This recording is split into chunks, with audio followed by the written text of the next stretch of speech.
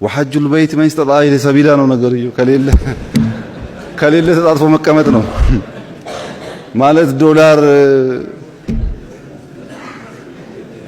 ከሌለ እንደሱ ነው ደግሞ በጣም እኔ ከአምስቱ ዋጅቦች ቢሆንም ግን ከሙስሊሙ አንግል ደግሞ የተወሰነ ነገር እንደሚጎሉ ፊል አድርጋለሁ አንድነት ሙዚየምን ሳይ አንድነት ፓርክን ትናንት ሳይና የዛሬ 2 አመት 3 አመት ሳይ እየተጨመረ የመጡ ነገሮች አሉ በየጊዜው እየዳበረ መጥቷል አዳዲስ ነገሮች ተጨምረውበታል አድዋ ላይም እንደዛ ቢጨመር እንደ ሙስሊም እርሶ ለኢትዮጵያ ሙስሊም ካደረጓቸው ታላላቅ ነገሮች አንዱ የእስላማዊ ባንክ ኢትዮጵያ ውስጥ እንዲመሰረት የወሰዱት ቆራጥ እርምጃ ነው ይሄን እርምጃ የኢትዮጵያ ሙስሊም ይቀጥላል ጠቅላይ ሚኒስትሩም እዚህ ያለነው ሁላችንም እናልፋለን የጊዜ ጉዳይ ነው ያን ጊዜ አንዱ የሚወሳው በታሪክ ውስጥ ይሄ ነው በኸይር መወሳት በራሱ ትልቅ ነገር ነው ግን ሙሉ ፓኬጅ እንዲሆን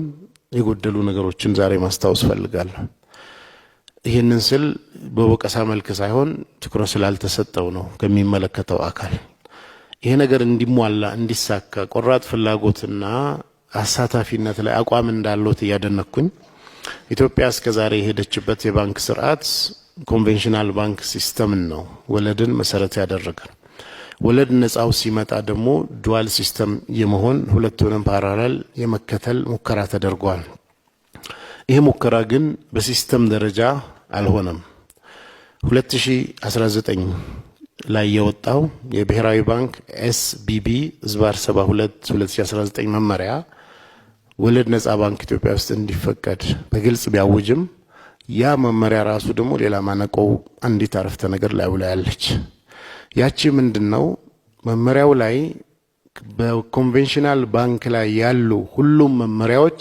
ከወለድ በስተቀር ይሄንን የሚመለከታል የሚል ነው ምን ማለት ነው ከወለድን አይመለከተውም የተቀሩ መመሪያዎች ሁሉ ግን ይመለከታዋል ይላል የባንኩ ስርዓት የተለየ ከመሆኑ አንፃር ለምሳሌ ብሔራዊ ባንክ እስከዛሬ እርሶ ይሄ ነገር እንዲቋቋም አቅጣጫ ከሰጡ 2019 4 አመት አካባቢ ሆኖታል በዚህ 4 አመት ውስጥ ምንም አልወጣም ከላይ ሁለት ሲስተም እንፍጠር ካልን ቢያንስ በምክትል ገዢ ማዕረግ የወለድ ነፃ ዘርፉን በኃላፊነት የሚመራ ሰው የለውም ብሔራዊ ባንክ መመሪያ ዲቴል የሚመራ የለውም ቦርዱ ውስጥ የወለድ ነፃ ሰብ ኮሚቴ የለውም በዳይሬክተር ደረጃም የወለድ ነፃ ክፍል የለውም በሸሪዓ አማካሪ ሸሪዓ ኮምፕላይንት ነው ባንኩ የሸሪዓ አማካሪ ባንኮች በግል ጥረት የተለያዩ ሸኾችን ወስደው ለማማከር እንደሚሞክሩ በሀገር ደረጃ የሚመራው ብሔራዊ ባንክ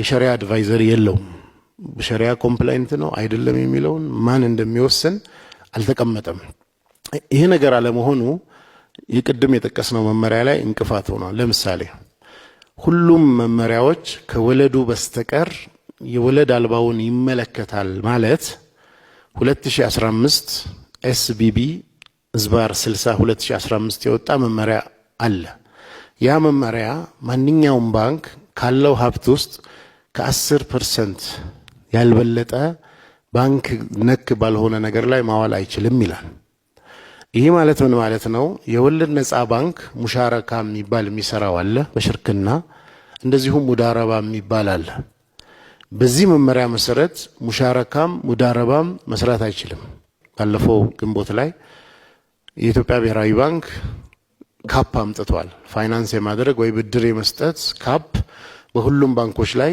ባለፈው አመት ካበደሩት ከ14% በላይ ማድረግ አይቻልም ብሏል ይሄ ኢንክሉዲንግ ይሄ ኢስላሚክ ባንኩንም ጭምር ነው ሌሎች ባንኮች ያላቸውን ገንዘብ ቦንድ ገዝተውበት ወይንም ደግሞ የመንግስት ትሬዠሪ ቢል ገዝተውበት ትርፍ ያገኛሉ ብሩን እነዚህ ባንኮች መግዛት አይችሉም መስጠት ደግሞ ተከልክለዋል 100 አመት የቆየውን ኮንቬንሽናል ባንክና ገና ከተጀመረ 3 አመት ሊሞላ ያለውን ኢስላሚክ ባንክን እኩል በማየት በዚህ መልኩ ሲደረግ እንዴት ይሆናሉ እነዚህ ኢንፋንት የሆኑ አዲስ የሆኑ ገና ታዳጊ የሆኑ ባንኮችን ግምት ውስጥ አልከተቱም ያ ጊዜ ምን ይሆናል ብር ቢኖራቸውም ይዘው ነው የሚቀመጡት ሌላው ትልቁ ደግሞ ፕሮብሌማቸው ምንድነው?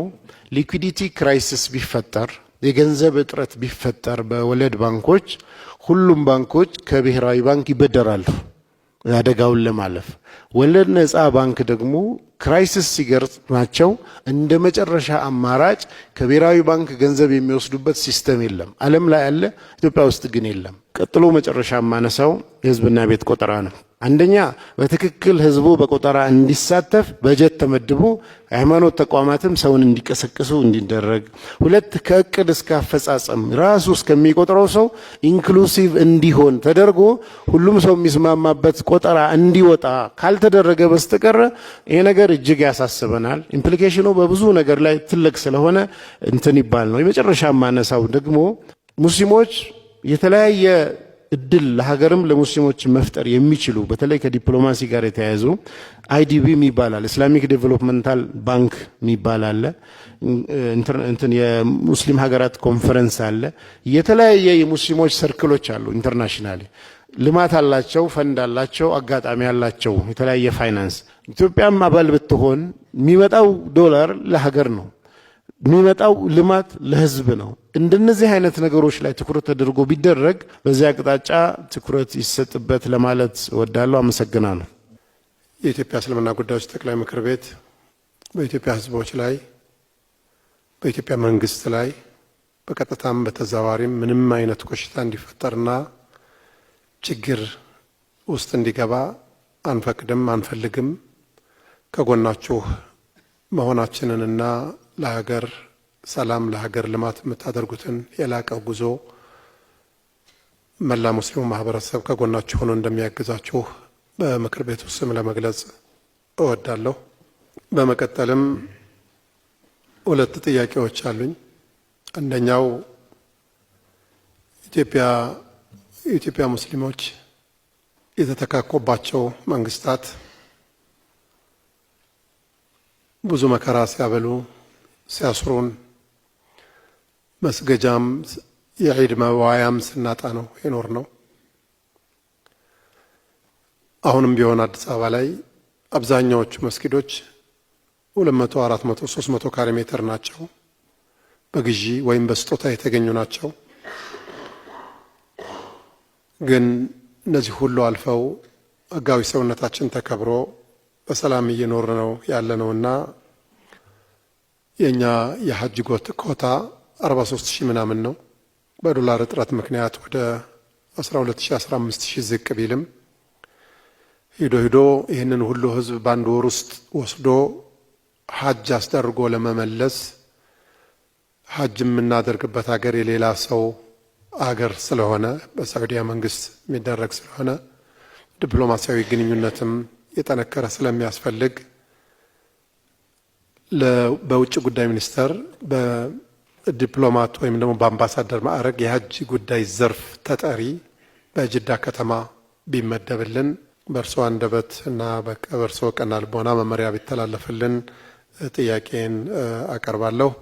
በጥቅሉ በጣም ደስ ብሎኛል። በጣም አመሰግናለሁ። ጀዛኩሙላሁ ኸይር። ክቡር ጠቅላይ ሚኒስትር አመሰግናለሁ። ያው በቅድሚያ በሀገር ላይ ያሉ ልማቶችን በብዙ ፈተናዎች ውስጥ ብዙ ነገር መስራት እንደሚቻልና ለውጤት ማብቃት እንደሚቻል በተለይ በጥቂቱ ባየናቸውና በመናያቸው እንደ ሀገርም እየኖርናቸው ባለነው በዚህ 5 ዓመት የለውጥ ምዕራፍ ውስጥ የኖርንበት ያየነው ከጅምሮቹ ጀምሮ አብረን እዚህ ቤት ሲሰሩ ስናይ የነበራቸው ነገሮች የማይመስሉ በዚያ ፍጥነት ትልቅ ደረጃ ላይ ደርሰው ደግሞ ዛሬ ስናያቸው እንደ ሀገር ኩራት ናቸው።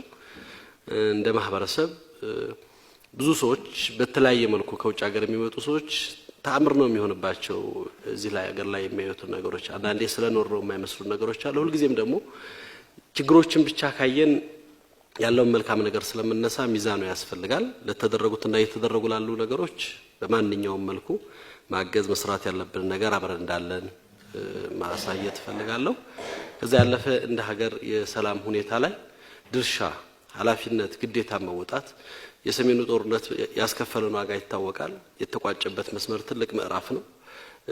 ብዙ ለፍቷል ይሄ መንግስት። ዛሬም ላይ ብዙ ጥሪ ያደረገ ያለበት ሁኔታ ነው ያለው። በአማራውም በኦሮሞም ሌሎች አካባቢ ላይ ያሉትን ችግሮች እዚህ ያሉ ትልልቅ የሃይማኖት አባቶች ትልቅ ኃላፊነት ተሰጥቶ መሬት ወርደው መንግስትን አግዘው ብዙ ነገር መፍታት የሚቻልበት ስራ አለ። እዛ ላይ ያው እነዚህ እዚህ የምናያቸው ትልልቅ ተሞክሮችና በተለያየ ቦታዎች ላይ እንደማሳየ ወጡ ያሉ ትልልቅ ፕሮጀክቶች ሁሉም ክልሎቻችን ላይ ማረፍ የሚችሉ መሆን የሚችሉ ናቸው።